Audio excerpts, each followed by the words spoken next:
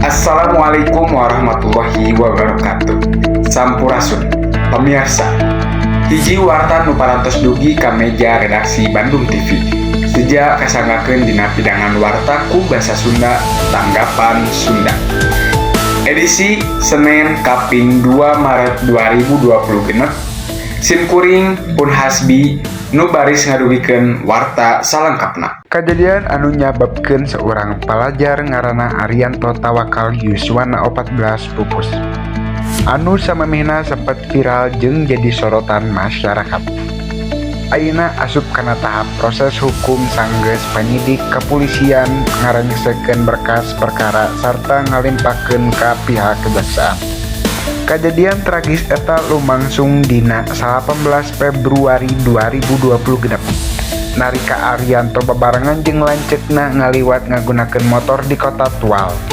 Numutkeun laporan media, Arianto ngalaman tatu parna sanggeus diduga dipukul ku anggota brigade mobil atanapi Brimob anu ngaranna Bribda Masias Siahaya, anu nyababkeun anjeunna ragrag sarta ngalaman celakaan fatal.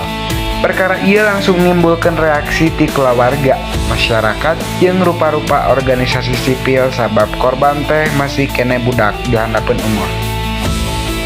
Sanggeus ngalangkungan proses pamariksaan kode etik, oknum Brimob eta dijatuhi hukuman pemberhentian tidak dengan hormat sarta geus ditetepkeun jadi tersangka dina perkara ieu.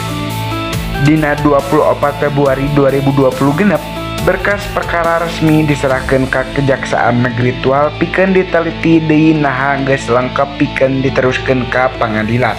Pihak kepolisian netelakeun yen proses hukum bakal terus lumangsung luyu jeung aturan anu berlaku. Perkara ieu oge nimbulkeun tuntutan transparansi jeung penegakan hukum anu tegas di kalangan mahasiswa jeung masyarakat anu miharep sangkan pelaku menang hukuman saluyu jeung hukum anu aya sarta sangkan kajadian saperti kieu teu kajadian deui.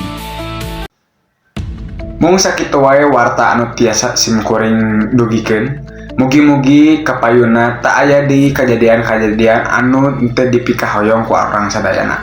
Sakitu wae, wabillahi taufiq wal hidayah. Wassalamualaikum warahmatullahi wabarakatuh.